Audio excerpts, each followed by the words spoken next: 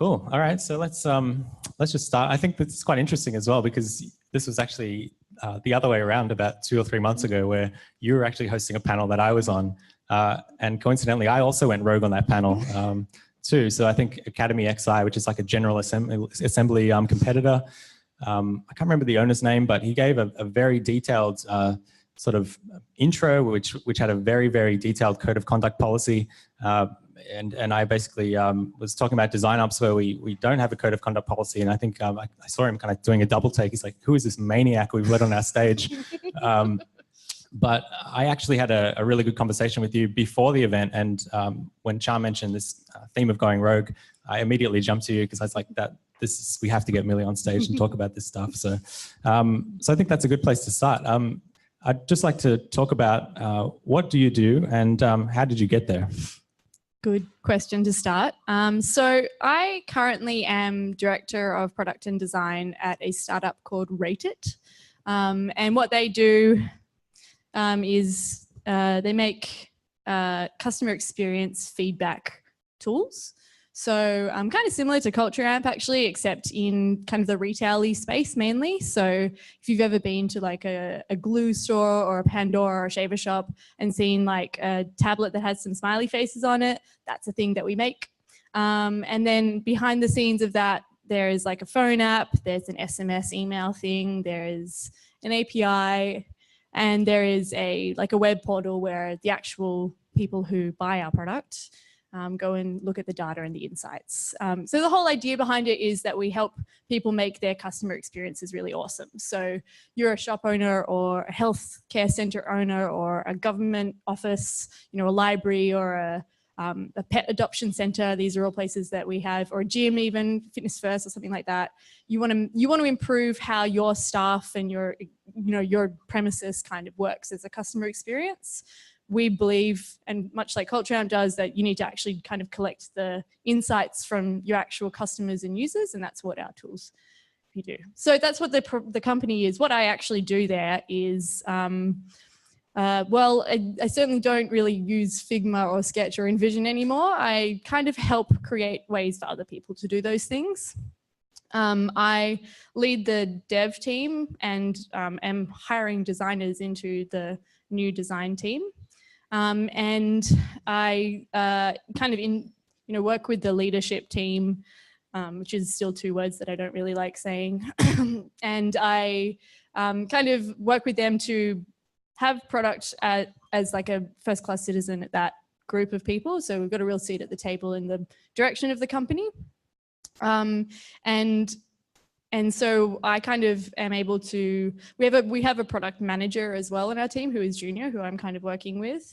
And so I kind of help us essentially connect this whole idea of being data-driven and being, human-centered in our design practices, and also being really design opsy and quite efficient in the way that we do things, because we're a startup and we don't have, really enough time to design every page from scratch anymore. Like, we have to figure out a faster way to do stuff. And so I'm building those processes and cultural pieces so that when we come to that decision of what do we build next, we've actually got a pretty clear set of answers that we can look to. So it comes from understanding our users and our customers, having a good grasp on the data, and having like a rock solid process. So that's basically what I do. I don't know if is that too esoteric? I mean, day to day, it just means I'm in lots of meetings. I have an application you should check out. If you go to adambrock.com.au/meeting, I'd encourage everyone else to check it out as well. You can find out what that is in your own time. So what does design ops mean for you at your current job or your current posting? Yeah, so design ops is a thing that I have loved from when I actually thought that I was going to make my own product. So to circle back a couple of steps, I am a terrible employee. I'm pretty much unmanageable. And I kind of thought, okay, what are the different ways that I can get around this? And I was like, cool, maybe I'll contract for a bit. And so I did contracting. And then I was like, maybe I'll start my own agency. And I did that and had lots of clients. And I was like, oh, I hate clients. And I was like, cool, then I'll make my own product. And so I started making my own product. And when I did that, like, I was working with someone. We decided that we were going to try to do it in a kind of emerging tech stack, which was really interesting, like ClojureScript and Hoplon, which is like Lispy, super kind of obscure to some extent, but quite cool as well, and very exciting once you get into it. And in the ClojureScript world, there was a guy who made a thing called dev cards. And dev cards is kind of like essentially component-driven development before it kind of made it into the React world, kind of started there. This guy's really smart. And his idea, and I watched a few of his videos, he also, incidentally, is the same guy who made the first kind of hot reloading. So, you know, when you're doing React and you can actually not refresh the browser anymore, like that blew my mind. And I was like, cool, I'm this guy's biggest fan. So this dev cards thing was this idea that rather than, his big kind of thesis was, and it's interesting because all of this came out of him working to make the experience of building front end better. So the hot reloading thing was part of that. And then this dev cards thing was part of that because he was like, what if when we build things into, you know, a page, like every, you know, whatever your page is, what if rather than going to the page and then trying to put it straight into the page, we build it outside of the page first in isolation. And then we have essentially like a library of these isolated components. And the biggest thing was about the order of doing it. So like the library itself was kind of trivial for him to make, but the biggest thing that he kind of taught me was this idea of actually starting in the library instead of starting in the page. So you start by building that component in isolation, you sandbox it, you road test it, you put all the different data sets into it, you create all the variants of it, you test it there, you can literally run automated tests on it in that pattern library, and then you plonk it into the app and you see, you know, how it looks and you go from there. So that kind of fully changed my life, essentially. Like I went from maybe I hate front-end development because it is so deeply irritating and frustrating to be trying to fit like beautiful snowflake things into these, you know, kind of fully designed pages, to I see a way forward and I like this. And simultaneously, I was kind of getting a lot more involved in research and validation and UX stuff. So that's kind of like, I basically jumped fully onto that bandwagon and started building a product like 100% in my control in that way. And I started to see, you know, if you could be in a team where you had this implemented properly, that you would, and like, yes, it's harder at the start to do things that way because you don't get all these wins of like having your page fully coded up from scratch, that you just get to see like these massive improvements in speed as you start building up that component base. So then you've you know, invested a lot more at the front, you know, you've put a lot more effort into building these components, and it's like a bit less rewarding. You're not getting the dopamine hits as quick, but then like cut to like 2 months in and someone's like, you know, kind of like, what if we made this page? And you basically like put some Lego pieces together and the page is done. And that's when I was just like, this is the only way to do things. So then I kind of took that and then became like a full-on hardcore evangelist for that at like multiple different organizations that I contracted at. And it went pretty well. Like as a strong, crazy person advocate, like I kind of am small and charming enough to be okay, I think. And so, you know, I got fairly far into, you know, I did a pretty big React component kind of rework at a startup I worked at, and then kind of got that on the road at a different startup I was at. And now in this place, interestingly, they're doing Angular 4. And I actually have done a bit of work in Angular. There's some really cool stuff in Angular. Is anyone here Angular friendly or Angular doing, you are, Ollie? Anyone else? Okay, so Angular is like not actually as dirty as we think it is. Like what's something that's really cool about Angular is they have kind of CSS encapsulation like baked in. They have like the ability to have your kind of like scoped styles like out of the box. And that makes it really like quite appropriate to look at the component library thing. And actually some of the component library stuff that is big in the React world has been ported over to Angular now anyway. So for me, what the deal is at my current org is essentially they have, this is going to be a familiar story to a lot of people, but they have an amount of technical debt. They have an old front-end version that was done in Backbone Marionette.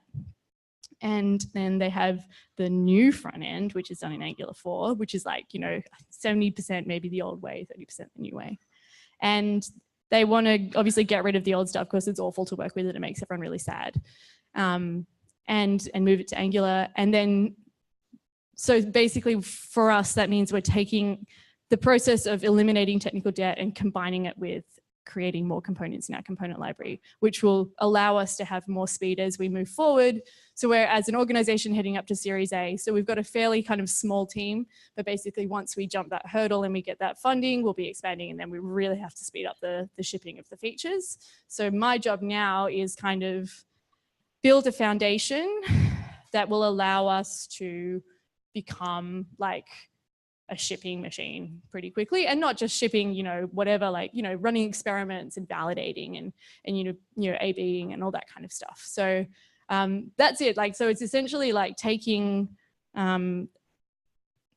what my job is basically, and the reason why I am able to kind of work with the devs and also work with, I guess, the like C-suite is I'm kind of essentially telling them, if you want to do this, like after Series A, if you want to be shipping these kind of features, you need a design system. And that's like a very privileged position to be in. So that's kind of interesting for me to be there and doing that. It's a very long answer. I thought it was wonderful. So, okay, let's dive straight into it. When was the last time that you went rogue? Well, yeah, probably turning this talk into a fireside chat was the last time. I went rogue, I guess, yesterday in an interesting kind of non-technical way, but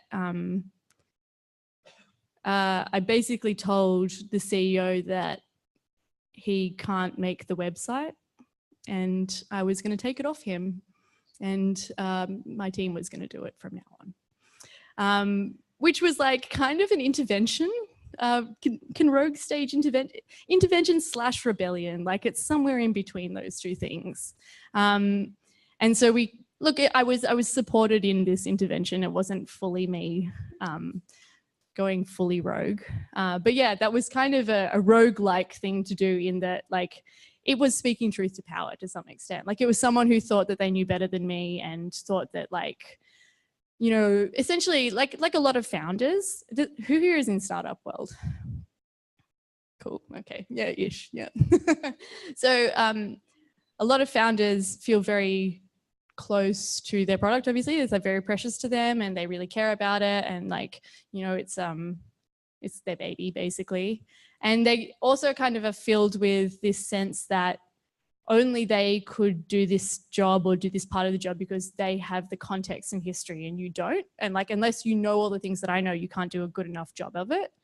And basically the conversation was like, your organization is at a size where that's not going to work anymore. And you have to start like sharing that context with us. And it's probably going to be hard. And this website isn't going to be the one that's in your head, but we have to do it anyway. So that was, yeah, it was a hard conversation to have. And he was very much like, he kind of knew that he'd messed it up, and he was like making it hard for everyone. And it was quite emotional, but yeah, now I actually have to do it. So that's the other side. I have to make the website. But I'm pretty sure that my team can smash it out. I'm sure. Yeah, it's a very, very common thing. I guess it's definitely going rogue. You've obviously qualified that, but I think, yeah, my version of that in agency land as well is obviously with clients can tend to be very similar as well. So they have a very clear idea of what they want or what they think they want. And they kind of expect you to some extent because they're paying you to execute on that. But very often you'll know that that's actually not quite the right thing for them, or you've got another way that you were in the middle of doing and they've kind of, you know, stopped that and done that. So I think for me, it comes down to integrity. So standing behind an idea and not compromising on it. So I think, yeah, that's awesome that you could actually do that to the CEO. It's probably a much bigger step than just a different stakeholder. So what would you say is the difference between going rogue as a dev versus now kind of going rogue as a boss? Yeah, it's a massive difference basically. And like, I wish that it wasn't this way, to be honest. Like, I wish that I could say to you that, like, you know, going rogue as a dev is, you know, you've got just as much chance as being successful, but like definitely just have like a way higher chance of success if you're in a position of power. And that's like, that's not me. That's like, that's capitalism basically. It's not even product. It's not even tech. It's just like, if you want to change stuff, like, you're just going to have a much higher chance of being able to do it if you're in a position of power. And like, it's not good. And, you know, I am like the reason why I like this idea and like this idea of going rogue and design ops and all this stuff is because I passionately believe in like grassroots change. And I think that, you know, most organizations don't spend anywhere near enough time listening to the people who are actually on the front line doing the work with the actual users, delivering the actual things, facing the actual problems. And pretty much every organization that I've walked out of has been because the people making the decisions aren't listening to the people who are doing the work. And I just find that just gross, basically. I just think that's like super distasteful and disrespectful. And I think, like we've talked about this before, but like fundamentally, you know, we're all adults and we go into jobs and we think we're, you know, we are smart, we know our shit, we know what we're doing. And, you know, just having, you know, like to my question to Chris, like having context hidden from you and having like the objective, the true objective kind of hidden from you and like filtered through various layers of bullshit or misinformation. And then you're trying to go rogue, but you don't even know what the objective is. Like that kind of stuff really annoys me. So being in a position where I'm actually at kind of the highest level meetings in the company means that like my ability to go rogue is essentially much greater because I literally have access to the information that many other people in the company don't have. I guess the difference is now what I see my job is actually getting that context to the other people in the company. So like a lot of startups, you know, Reddit over the first few years has essentially been successful because like the founders were smart, they had a few big lucky wins in the market, they hit product market fit, they got a few big names. The CEO is really good at selling, the CTO is really good at building stuff really fast. So it like worked for a few years and now they've hired a bunch of people and they're starting to see like, oh, these people that we've hired, like they don't seem to get it. And, you know, they don't seem to like get it. They're not doing the thing that we asked. Like maybe they're too junior, maybe they're not like, you know, maybe they're not the right fit for us. And essentially like what I'm coming in and saying is, no, like they can't get it because you haven't told them what it is.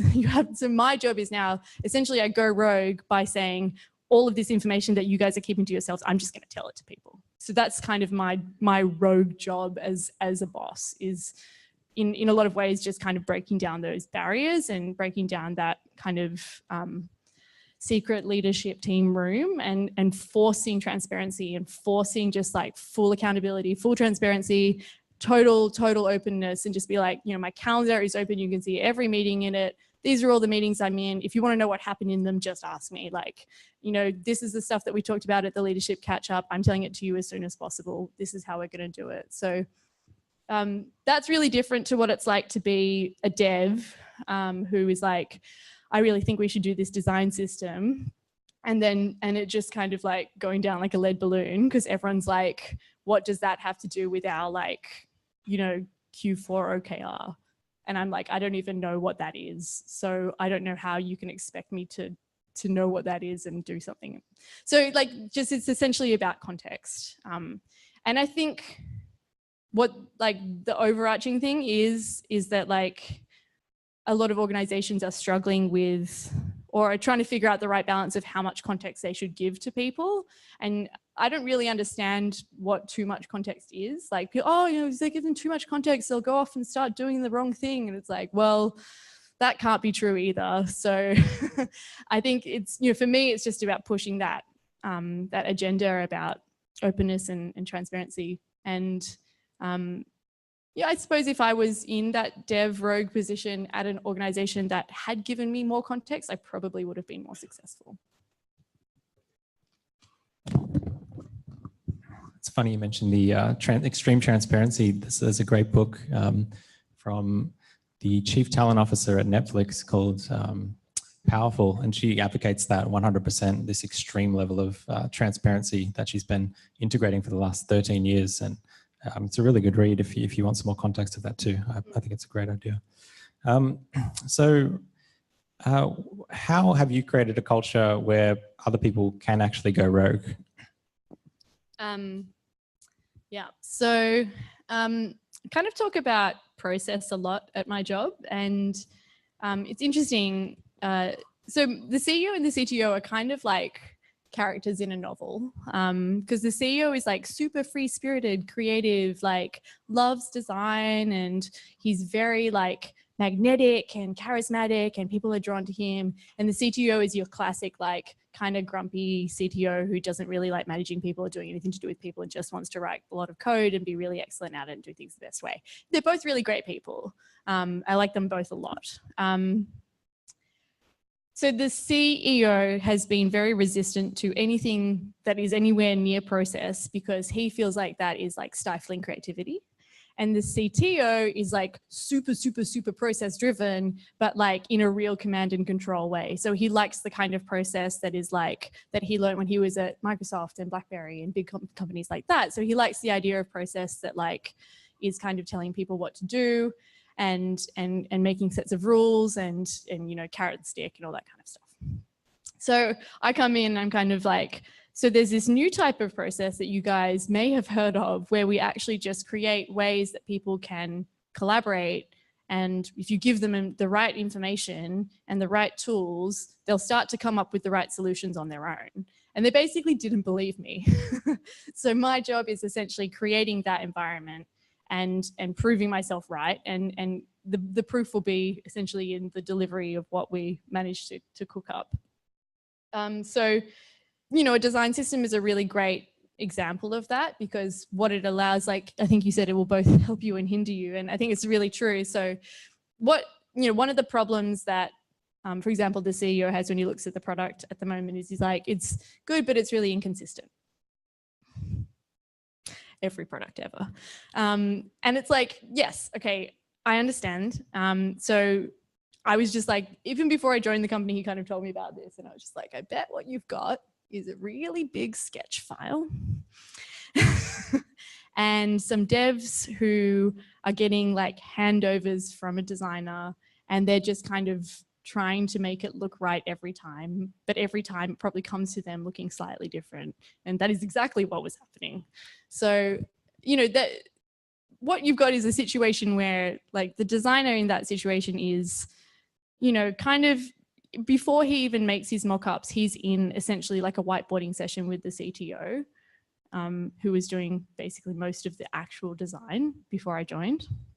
So he's kind of just being told what to do.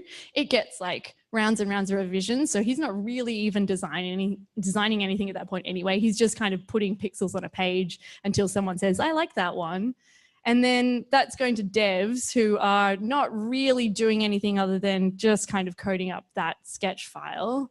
So all of the autonomy and creativity and collaboration and decision-making ability has pretty much been sucked out of that process. And if you look at where did it go, right? So you're like, where did all that stuff, what someone has to have made some decisions at some point. Where did it go? And you just look and it's like, oh, it happened all the way up there where the CTO and the CEO decided what they wanted.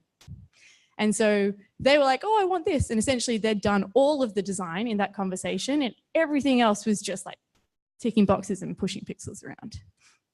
So yeah, basically I think if you, and then like in the next breath, they're like, it's like people aren't really taking ownership.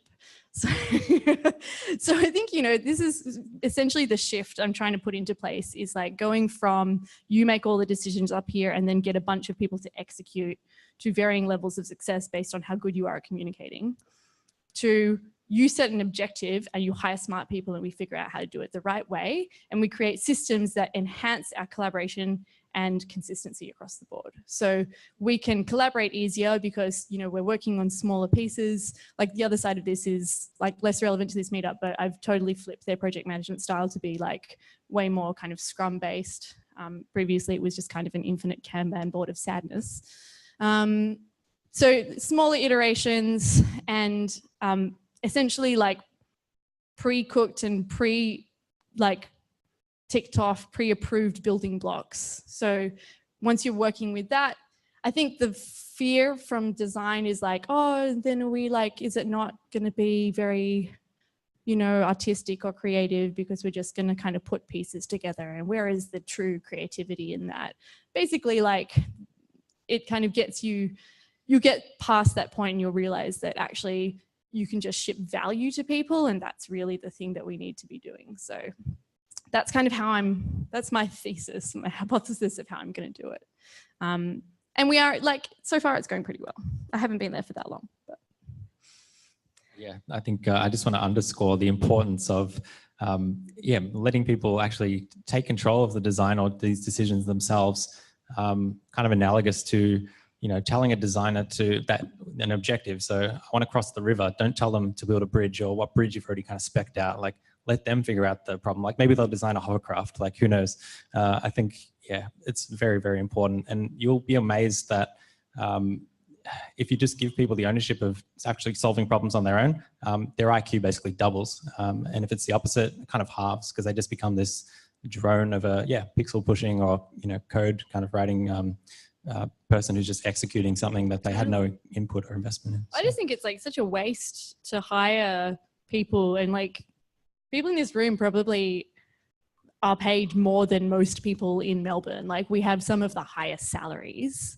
Like to hire someone and spend a lot of money on them and then basically just tell them what to do, micromanage them their entire time. Like what a waste of money, firstly, but also like what a terrible thing to do to another human being. Like no one wants to be in that situation. No one wants to be like in that endless loop of like terrible reviews where someone's like, oh, but can that be a little bit lighter? Can that be 2 pixels over there?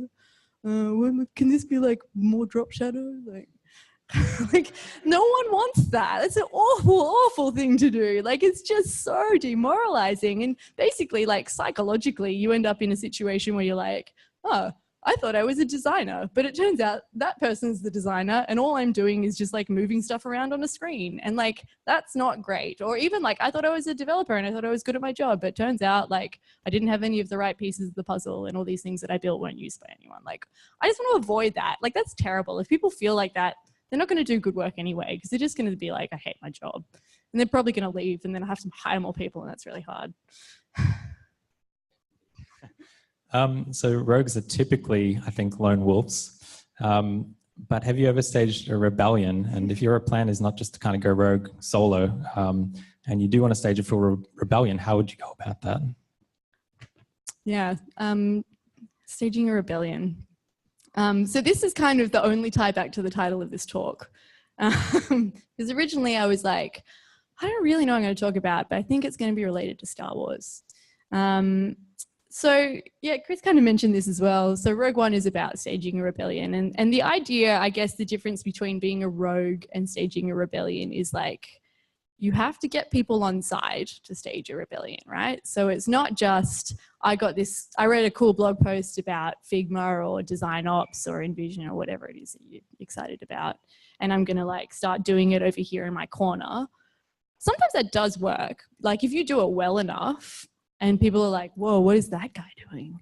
And then they just start doing it because it's very obvious that the thing you're doing is like 10x better, to use an Adam term.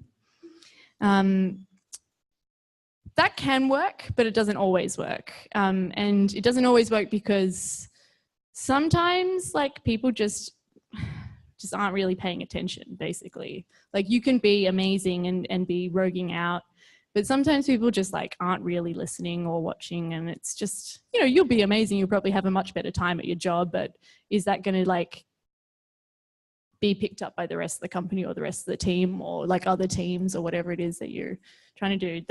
You kind of need a rebellion for that. So I guess staging a rebellion kind of means you have to start, I guess like Chris said as well, like building relationships with people and go to your manager or your manager's manager, or maybe it's like, there's other little teams and you have to find like the potential rogue in those teams and be like, okay, cool. So we're having like a mini rogue meetup now. And let's talk about like, these are my rogue ideas. What are your rogue ideas? And how can we like start like getting these things going? And if 2 of us do it, that'll be better than 1 of us doing it. If 3 of us do it, it'll be better than 2 of us doing it. So I kind of have done this. I staged a rebellion once through a thing that I like to do, which is if you really want to change something and it's like kind of an annoying thing to change, like, so some things that like I am very well known for being like super into that other people don't care about that much is like sentence case. Like, this is like the embarrassed faces of a person who was like, me too. So I basically hate like, full capital letters on every word style pompous writing, and I think it's rubbish. And I also think it's confusing, and you can't tell proper nouns from the rest of the actual important words. There's people who are just like, I've heard this before. So I that's the thing that I will just, if anyone gets me to review work, my first pass is just red pen for all the things that should be sentence case. And then I'll go through and I'll red pen all your code. And then eventually I'll step back and I'll be like, oh, actually the whole thing is rubbish. You should start again. But like, so that's dumb that I as a human being have to do that. So there are kind of various other things like that I care about. And basically my theory is a really good way to help stage a rebellion is, especially if you can't convince other humans, is get a robot army. So one of the first robot armies that I created was a pull request reminder bot that basically nagged everyone in Slack if pull requests were not being reviewed in a timely manner, and with increasing levels of severity and naggingness depending on how stale those pull requests were. This is a very Adam solution, by the way. I can see it's exactly it, yeah. So someone has actually made this into a real product now. It's called Pull Reminders, and it's excellent, and you should install it immediately. It's all right. We got Keanu. Keanu's still tending the fire, so I'm okay with it. So that was like one of the first things that I tried to do. Leave it off if you want, Kevin.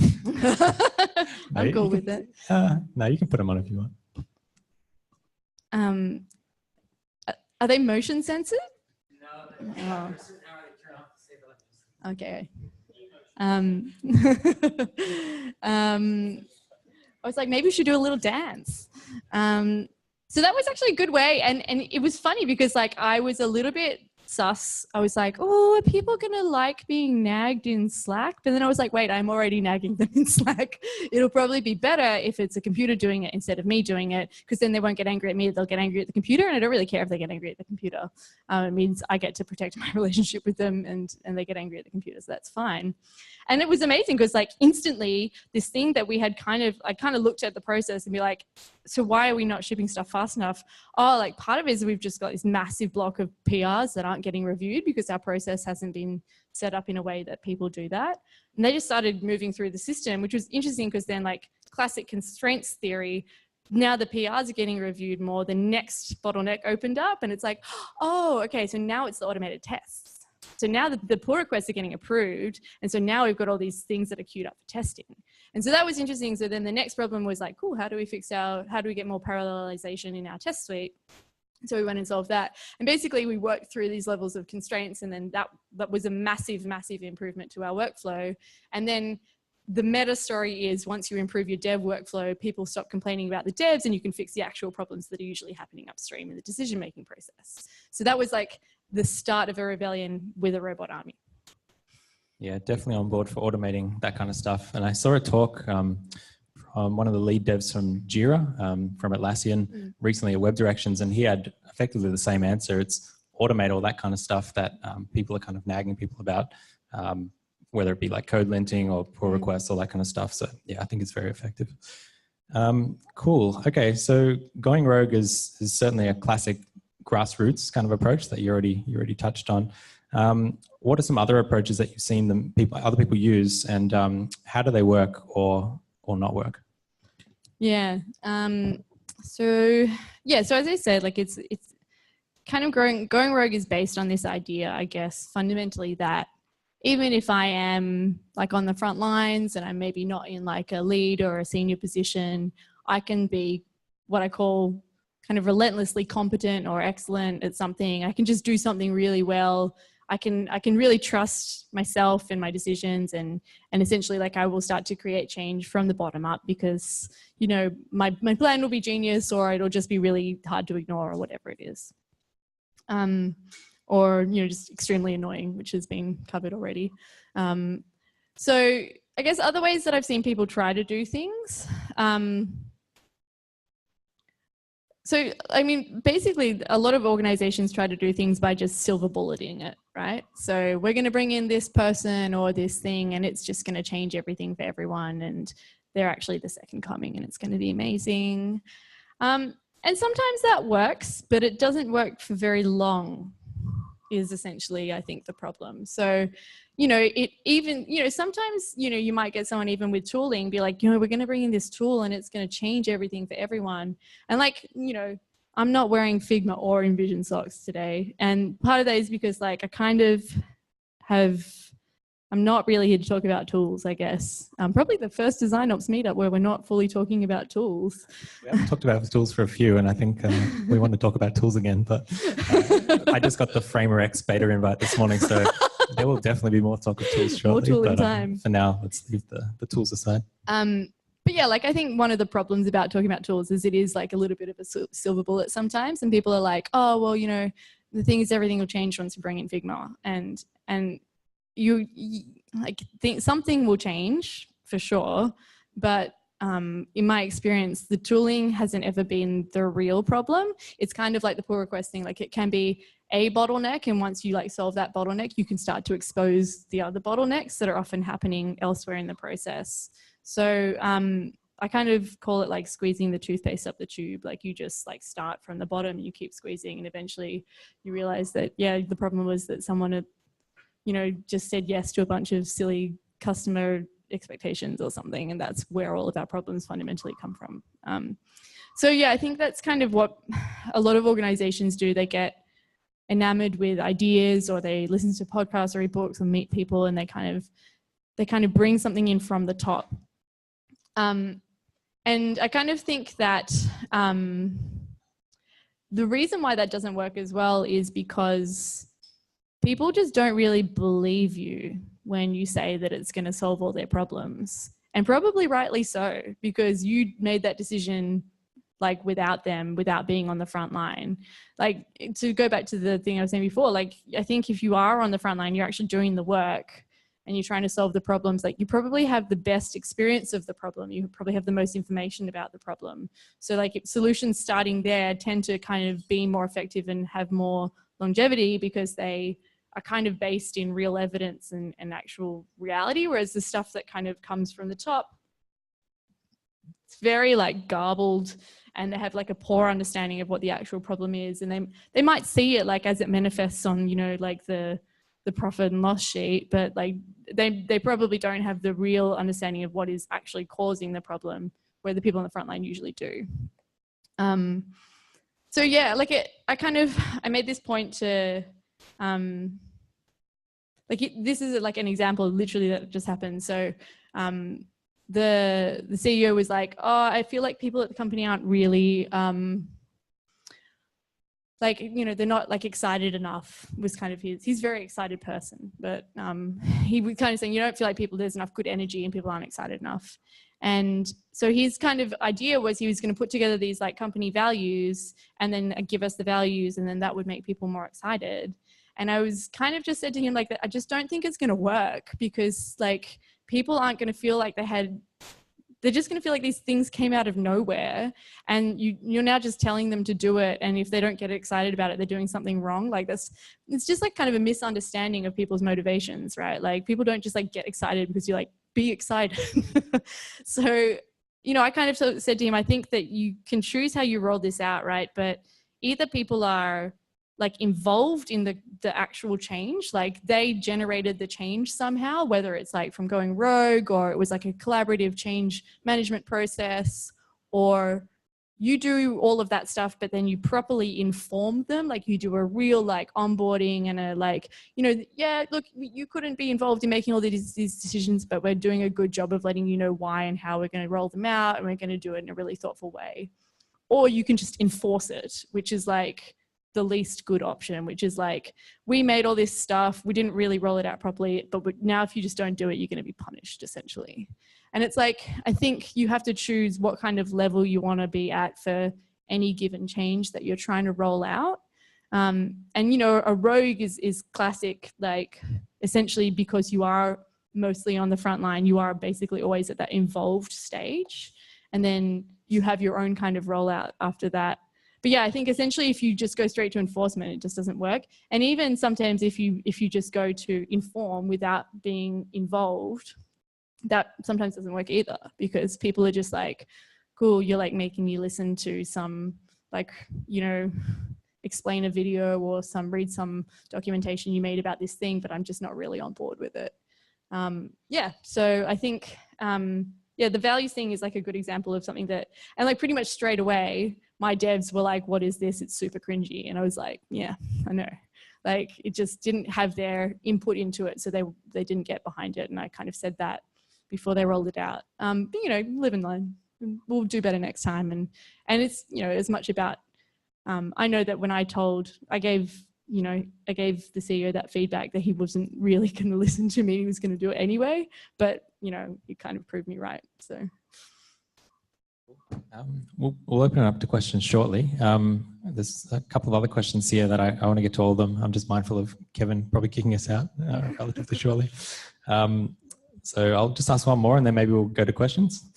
So to people outside of dev and design go rogue, and why would you say that devs and designers are drawn to this way of working?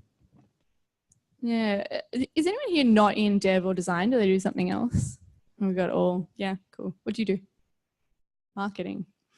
Are you a rogue? Look,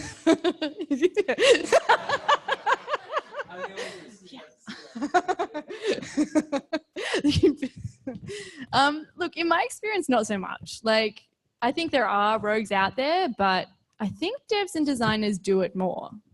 Like, would you guys agree with that? Like, is this more of a thing in our industry? Like, I think it is. And I think part of it is because, like, we're solving problems that are complicated.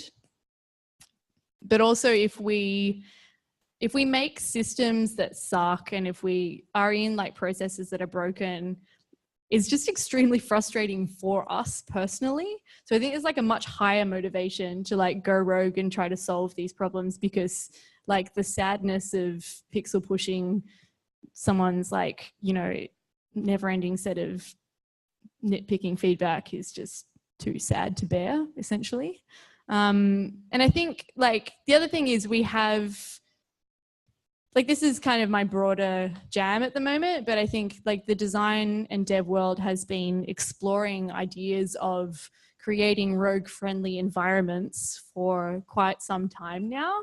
And fundamentally, like agile and all of that kind of philosophy is based on this idea that like we need to create spaces where people feel psychologically safe, where we have cultures of creativity and collaboration, and where you know, people and process over, you know, tooling essentially. Like we have created through these, like, you know, now pretty old styles of management, like agile, essentially really highly autonomous and empowered environments for people to work in. Like that's why I like working in this industry. Like I was in publishing before this, and it was like it was a freaking nightmare, to be honest. Like, and then I thought that being like a dev would be really hard because it was so technical, but then, you know, no one kind of ever sold me on the fact that like, oh, actually the biggest thing about working in this industry is just like the culture and style of working is very, very different to most other industries. Like, and even in our organization now at Rate.it, like the way I've started to run the team, like our team is super transparent. Like you can see what's going on day to day. You can join our calls. So we're fully remote first. So we do everything like over Zoom and you know, all of that. We're all in Slack.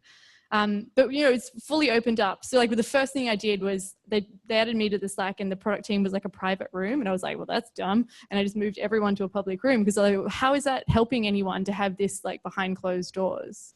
And so now what's happening is people are looking in, and I'm pulling them in, like I'm tagging people and pulling them into the product channel. And they're like, huh, some of this stuff that you're doing is like a good management thing. So now other teams are starting to pick up the stuff that we're doing. And so creating those kind of environments in their different disciplines. We're not really big enough to have cross-functional teams yet, but that's coming.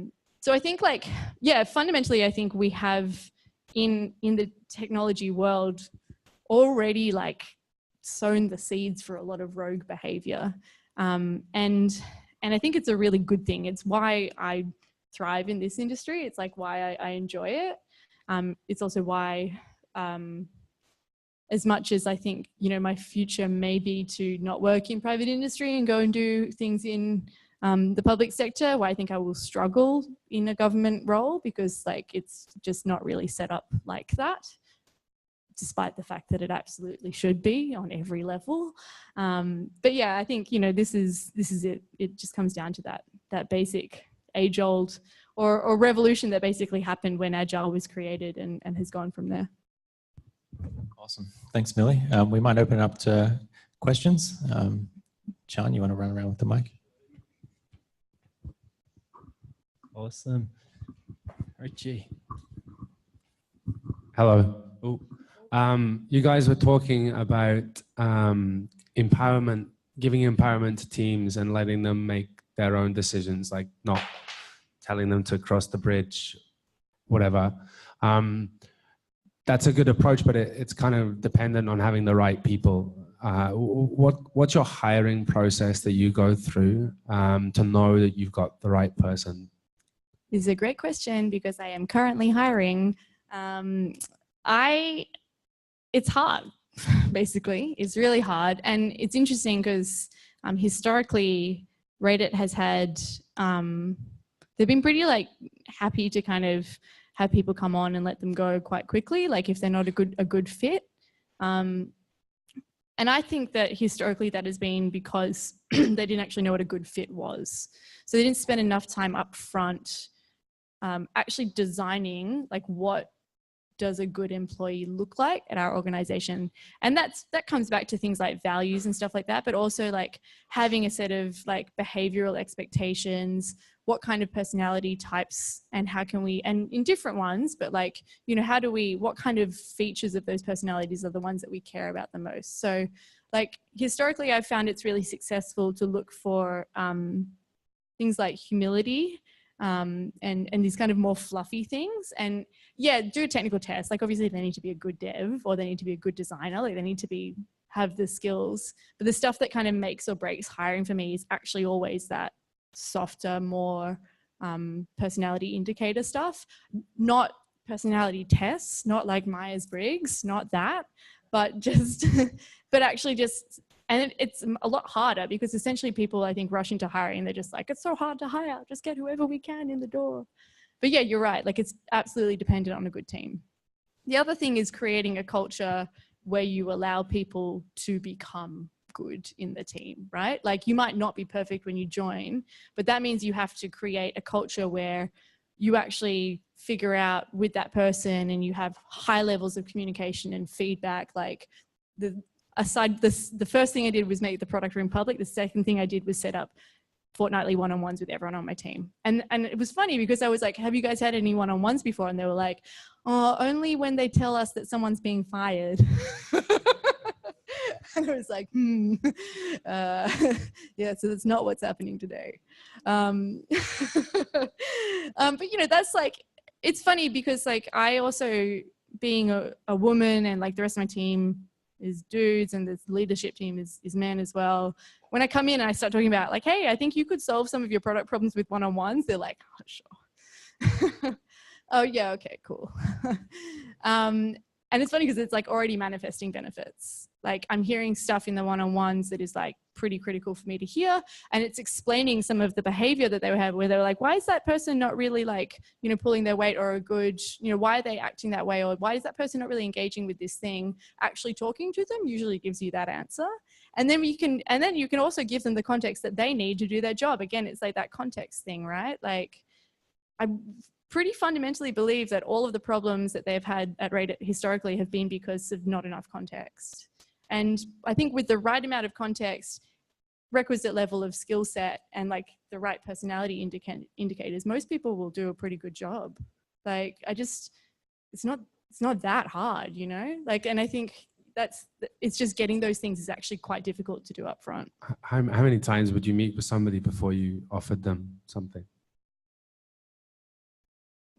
2 or 3.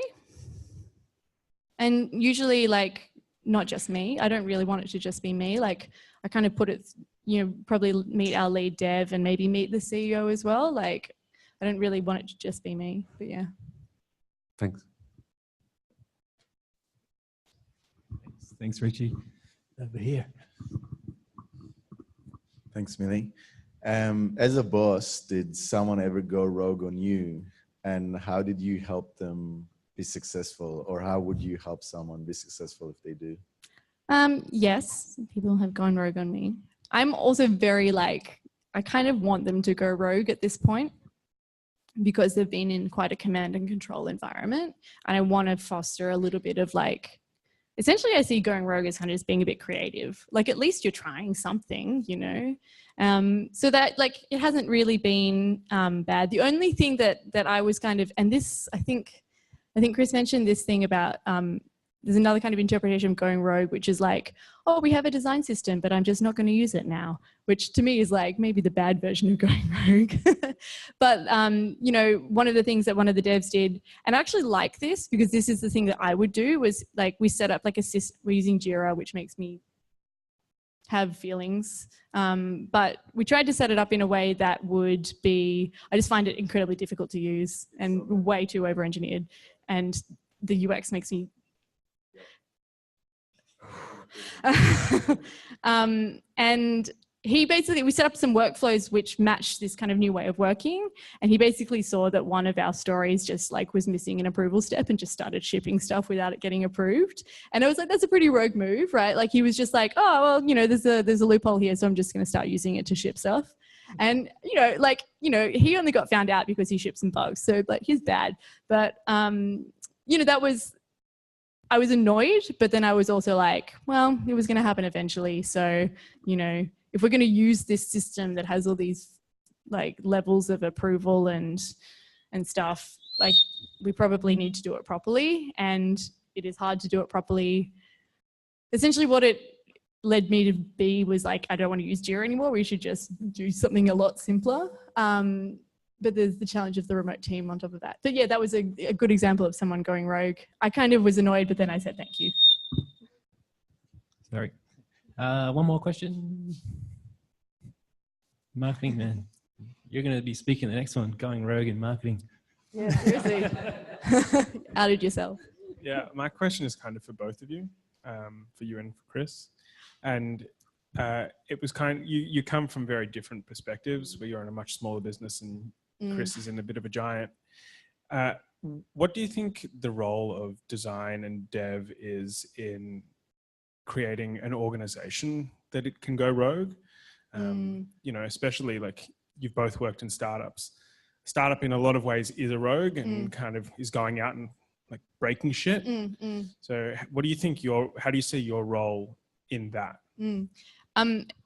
So relevant to you specifically, right? I think the way that all of the stuff that I'm doing now, like especially like around like the kind of Scrum style and design ops and all this stuff, is essentially laying the foundation to get to a point where we can run a series, like we can essentially run ongoing experiments in product. So, and I think we should be running ongoing experiments in everything, but I'm going to start with product, world domination later.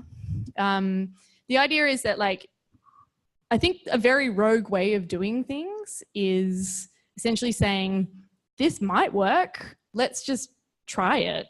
And building the infrastructure to be able to try it, whether that's, you know, with a smaller group of people or just for a small amount of time, essentially just like be able to turn things on and off and see how they roll. And I think devs and designers can lead that, but it's also going on in marketing in this whole like growth hacking world. Not a good term, but I haven't found a better one for it yet, right? But like this idea that we run like marketing experiments. Let's create a bunch of like Google ads and like throw them at this page and see what happens. Do they convert? Maybe. Let's try some different ones. What do we learn? So this whole like build, measure, learn cycle. I think that is a good way to do things in your life, let alone in a business. Like you should just try stuff. You should take risks. You should create an environment where you feel safe doing those risks and those risky things, and you can learn from them. So like organizations need to do it to grow and to learn and to innovate. We need to do it as people as well. Like we need, like, it's just the life philosophy really. So yeah, I think, you know, product dev design people are kind of leading that because we've started to actually really write about it and talk about it. But I think, you know, like there's a whole like design your life course you can do at like the D School in America, and that's a real thing. And it's kind of becoming a thing that organizations are led by, but also people are led by. Thanks. All right, cool. We might hold it up there. Awesome. Thanks, Millie and Adam.